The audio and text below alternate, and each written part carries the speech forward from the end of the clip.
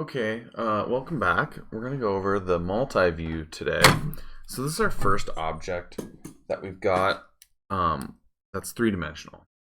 And so what we're going to do is we're going to draw this object using our third angle projection system, which means we're going to be drawing the front view, the right side view, and the top view. We always start with the front view. And what we're going to do is we're going to picture ourselves standing over here looking at this object. And then we're going to freehand sketch.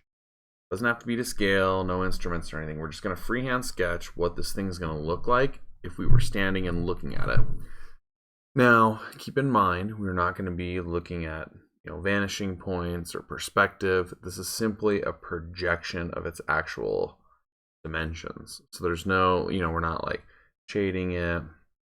We're doing perspective lines or anything like that. So this object, we're going to have this bottom surface. I like to look at Inventor is nice because it actually shades these surfaces. So this, I'm going to start with the rectangle first. So this thing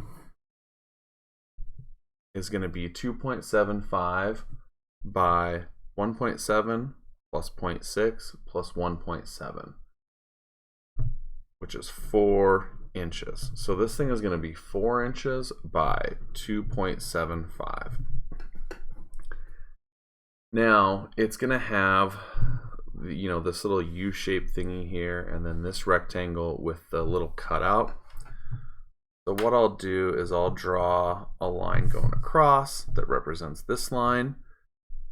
Then I could draw this U-shape thing. Feel bad about this because I kind of give away what the actual multi-view is.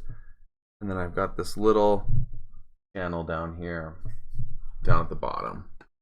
But it doesn't really matter. You don't need any of these lines. What we're mainly looking for is just the maximum width and height of this view. Okay, so this is our front view. We're then going to do the right side view. And the right side view is over here. So you're picturing yourself standing over here looking at the object. And it's going to go over here to the right of the front view.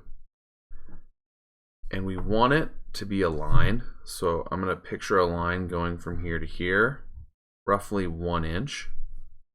And I'm actually going to I'll write 1 inch so I know I have 1 inch of space. We want that to be exact when we do the actual technical drawing. And now I'll start with the rectangle for the right side view.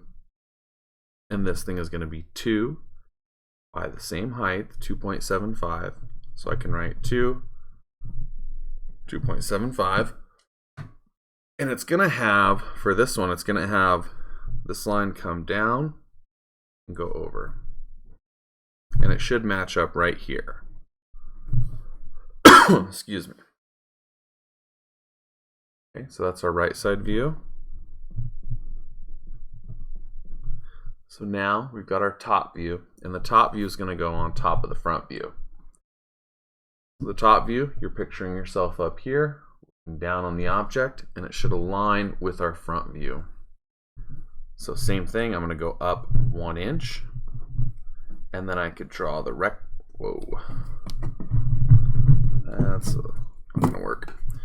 So I'm going to draw the rectangle for, holy smokes. Let's try that again.